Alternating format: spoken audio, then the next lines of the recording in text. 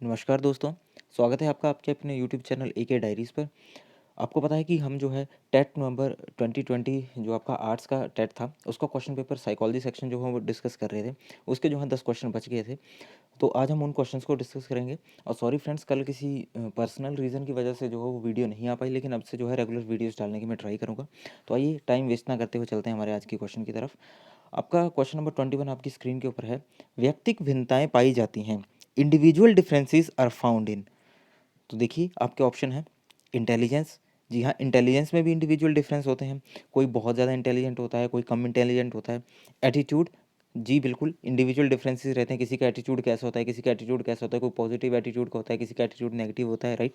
Gender differences, आपको पता है कि जेंडर डिफरेंसेस होते हैं, कोई मेल है कोई फीमेल है। तो ठीक है, इसका सीधा सा आंसर आपके पास हो जाएगा all of the above, option number D. देखिए, इंटेलिजेंस भी होता है, एटीट्यूड भी होता है और आपका जेंडर डिफरेंस भी होता है, तो ऑल ऑफ दी अबव जो है वो इसका राइट आंसर हो जाएगा। नेक्स्ट आपका क्वेश्चन नंबर 22 है आपकी स्क्रीन के ऊपर। एक विद्यार्थी द्वारा विज्ञान की कक्षा में सीखी गई अवधारणा का उपयोग सामाजिक विज्ञान की कक्षा में किया गया। यह एक प्रकार है। A concept learned by a student in science class is used by her in social science class. This is a type of, देखिए, पॉजिटिव ट्रांसफर ऑफ लर्निंग, ठीक है, सही ऑप्शन लग रहा है। नेगेटिव ट्रांसफर ऑफ लर्निंग नहीं होगा, क्योंकि नेगेटिव चीज़ जो है, अगर नेगेटिव ट्रांसफर ऑफ लर्निंग होगा होता हुआ होगा उसका, तो जो है वो उस चीज़ को वहाँ पे अप्लाई नहीं करती, ठीक। ज़ीरो ट्रांसफ़र ऑफ लर्निंग अगर अगर उसका हुआ होता, तो जो उसने साइंस क्लास में जो कुछ सीखा वो उसने सीखना ही नहीं था, उसको लर्निंग ही ज़ीरो होनी थी। नन ऑफ दिस हो नहीं सकता, तो इसका सीधा सा आंसर आ जाएगा पॉजिटिव ट्रांसफ़र ऑफ लर्निंग, क्योंकि उसने जो साइंस में सीखा वो उसने कहाँ ऐड ऑन कर लिया, उसने एसएसटी क्लास में ऐड ऑन कर लिया। इसका नॉलेज इसने यहाँ पे डाली, तो वो पॉजिटिव ट्रांसफ़र ऑफ लर्निंग आपका आ गया। नेक्स्ट क्वेश्चन फ्रेंड्स आपकी स्क्रीन के ऊपर है।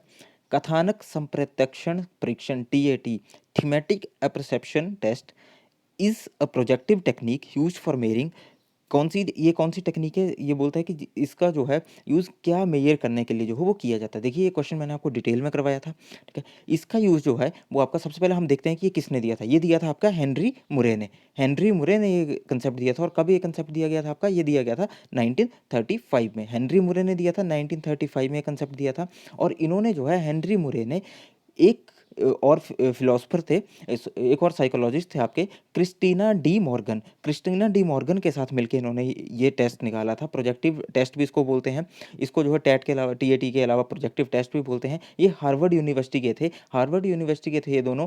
वहाँ पे इन्होंने जो है इस टेस्ट को फाउंड किया था, इस टेस्ट का जो है प्रतिपादन किया था। और ये जो है ये मोस्ट वाइडली यूज़ किया जाता है आजकल आपका पर्सनैलिटी टेस्ट के लिए, पर्सनैलिटी चेक करने के लिए। इसमें जो है एग्जामिनर एक कार्ड की सीरीज रखता है, और जो उसका, जिसके ऊपर वो एग्जामिन कर रहा है, उसको एक कार्ड की सीरीज दिखाता है, और उसके आंसर्स के बेसिस पे जो है पर्सनैलिटी डिटरमाइन करता है। इसको जो है पिक्चर इंटरप्रिटेशन टेक्निक भी बोलते हैं, पिक्चर इंटरप्रिटेशन टेक्निक, ठीक है। आपको क्लियर हो गया होगा, पिक्चर इंटरप्रिटेशन टेक्निक बोलते हैं। तो एक कौन सा टेस्ट है आपका, पर्सनैलिटी मेजर करने का टेस्ट है।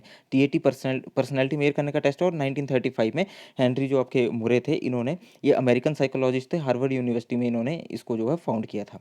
नेक्स्ट आता है आपका क्वेश्चन नंबर 24 आपकी स्क्रीन के ऊपर है।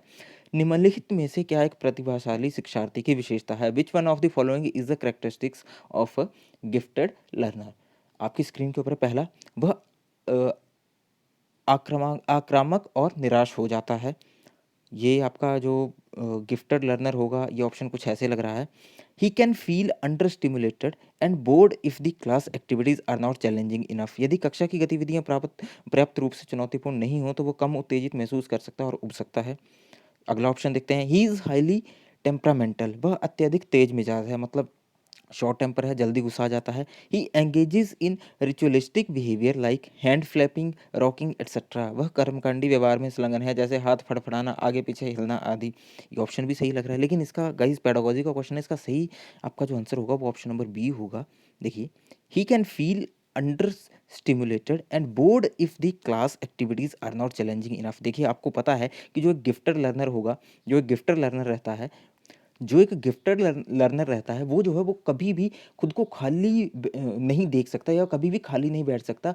उसको जो है लगातार कुछ ना कुछ करने के लिए चाहिए होता है, उसको कोई ना कोई एक्टिविटी चाहिए होती है। या मान लीजिए उसका दिमाग उस लेवल का, तो उसको उस लेवल की एजुकेशन चाहिए होती है, उस लेवल के जो है एक्टिविटीज़ उसको चाहिए होती हैं ताकि वो उनमें एंगेज रह सके। तो इसका सीधा सा आंसर आ जाएगा कि जो क्लास की एक्टिविटीज़ हैं वो उतनी चैलेंजिंग नहीं है, उसको एक चैलेंजिंग एनवायरनमेंट नहीं मिल पा रहा है, तो वो जो है वो क्या वो कम स्टिमुलेटेड, आपका कम उत्तेजित महसूस करता है और उब जाता है, बोर हो जाता है, क्योंकि उसको जो है उसके कैलिबर के अकॉर्डिंग जो है वो चैलेंजिंग एनवायरनमेंट नहीं मिल पा रहा है। एक एवरेज स्टूडेंट के लिए उस क्लासरूम का जो एनवायरनमेंट है वो चैलेंजिंग हो सकता है, लेकिन जो एक गिफ्टेड चिल्ड्रन होगा, गिफ्टेड बच्चा होगा, उसके लिए जो है वो एनवायरनमेंट उतना सही नहीं है। तो इसका सही ऑप्शन आ जाएगा बी, पेडागोजी का क्वेश्चन। आपने ध्यान से पेडागोजी को सुनना है, ध्यान से पेडागोजी को जो है पढ़ना है। जब आपको ऐसा क्वेश्चन आ जाए तो 2-3 बार इन ऑप्शंस को पढ़ना है और सही ऑप्शन का जो है वो आपने टिक करना है, सही ऑप्शन को जो है टिक करना है। हमारे नेक्स्ट क्वेश्चन की तरफ चलते हैं। क्वेश्चन नंबर 25 है गाइस, बहुत ब्लर है, मैं पढ़ के बता देता हूँ। बालक की मानसिक आयु व शारीरिक आयु दोनों 7 वर्ष हैं, उसे किस वर्ग में वर्गीकृत किया जाएगा? Both the chronological age and the mental as of a people is 7 years, he may be classified into which category? इसके लिए हमें पहले IQ निकालना पड़ेगा। क्या है? MA/CA into 100। ठीक है, क्या है यहाँ पे?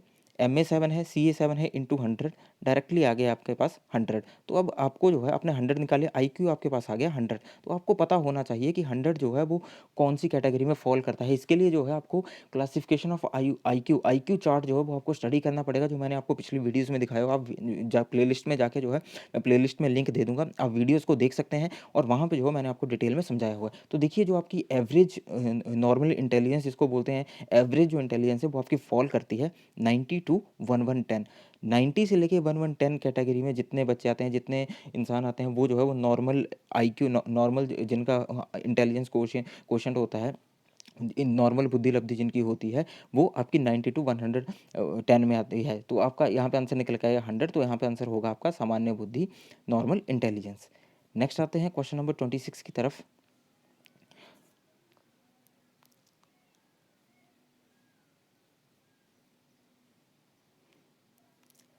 आपकी स्क्रीन पे है, विकास की गति एक व्यक्ति से दूसरे व्यक्ति में अलग अलग होती है, परंतु ये खालिस्तान स्वरूप का पालन करती है। The pace of development varies from one individual to another, but it follows blank pattern. ठीक है गाइस, देखिए, अ टो टू हेड ऑप्शन कुछ जम नहीं रहा। पेडागोजी का क्वेश्चन है, पेडागोजी प्लस साइकोलॉजी दोनों का क्वेश्चन है। अ टो टू हेड, विकास जो है आपका जो है पैर से सिर की ओर नहीं होता है। अगर यहाँ पे ये पूछा होता आपका कि डेवलपमेंट पूछा होता और कोई ऑप्शन सही नहीं होता, तो ये ऑप्शन हो सकता था, लेकिन ये जो है वो नहीं होगा। नेक्स्ट आता है अ हैप्पैज़ार्ड, बेतरतीब, विकास जो है वो बेतरतीब नहीं होता, उसकी पेस जो है वो आपकी बेतरतीब नहीं होती, वो एक कंसेप्चुअल बेस पे चलती है, एक कंसेप्ट वाइज चलती है, तो ये भी नहीं होगा। नेक्स्ट सी, एन अनप्रडिक्टेबल, अप्रत्याशित, विकास जो है वो अनप्रडिक्टेबल कभी नहीं होता। तो आपके पास ऑप्शन बच गया सीक्वेंटियल एंड ऑर्डरली।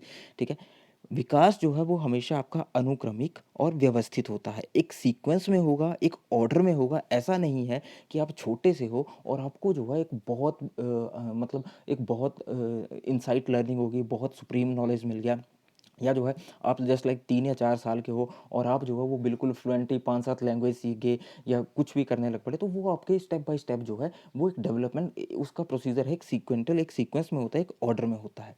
नेक्स्ट क्वेश्चन आपकी स्क्रीन के ऊपर है, क्वेश्चन नंबर 27। विकास के संदर्भ में निम्न में से कौन सा कथन सत्य नहीं है? Which of the following statement is not correct about the development? पहला है, each phase of development has its own hazards.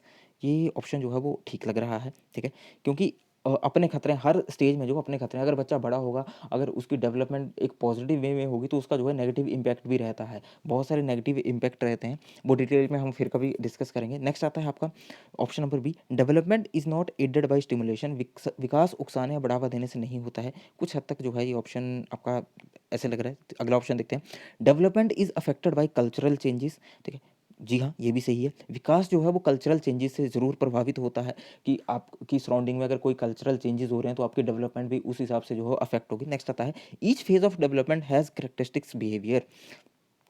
विकास की प्रत्येक अवस्था की अपनी विशेषताएँ होती हैं, बहुत सी। ये ऑप्शन बिल्कुल सही है कि हर फ़ेज़ में जो है अलग-अलग जो है उसकी कैरेक्टरिस्टिक्स होती हैं, आपके डेवलपमेंट की हर एक फ़ेज़ की अपनी विशेषताएँ तो होती हैं। तो ठीक है, आपके पास ऑप्शन सीधा बच गया ऑप्शन नंबर बी, डेवलपमेंट जो है वो स्टिमुलेशन का एडेड नहीं है। ये बिल्कुल गलत है क्योंकि विकास जो है उकसाने या बढ़ावा देने से होता है। कई बार जो है आप मान लीजिए आप बिल्कुल डल हैं या कोई मान लीजिए मैं अपना एग्ज़ाम्पल लेता हूँ, मैं बिल्कुल डल हूँ या कुछ मतलब मैं नहीं पढ़ता लिखता हूँ। लेकिन कई बार जो है मतलब मुझे कोई ताना मारता है, कोई बार-बार उकसाता है कि तुझे कुछ नहीं आता, तू बिल्कुल ज़ीरो है, तुझे कुछ नहीं आता। तो मुझे जो है एक अंदर से मेरे से आवाज़ आएगी, मुझे अगर बुरा फ़ील होगा, मुझे उनके उकसाने से बुरा फ़ील होगा, तो मैं जो है मैं पढ़ने की ट्राई करूँगा और ऑब्वियस बात है कि अगर मैं पढ़ूँगा, अगर मैं हार्ड वर्क करूँगा, मेहनत करूँगा, तो मैं कुछ ना कुछ जो है वो अर्न करूँगा, कुछ ना कुछ जो है वो लर्न करूँगा।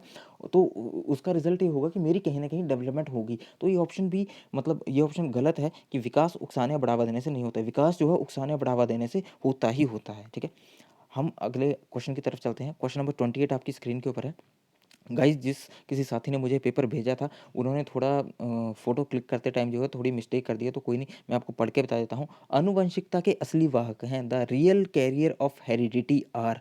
तो क्रोमोसोम्स जो हैं, वो हो सकते हैं, लेकिन ये प्राइमरी नहीं है। क्रोमोसोम आपको पता है कितने होते हैं? 23 पेयर्स होते हैं, टोटल 46 होते हैं, ठीक है? जीन्स जी quite possible. Nucleus of the cell नहीं, ये हो नहीं सकता। एक्स एंड वाई क्रोमोसोम्स ये जो है वो आपके क्रोमोसोम्स के टाइप हैं, एक्स और वाई, तो ये हो नहीं सकता। तो इसका सीधा सा आंसर आ जाएगा जीन्स। जीन्स इसका सीधा सा आंसर आ जाएगा।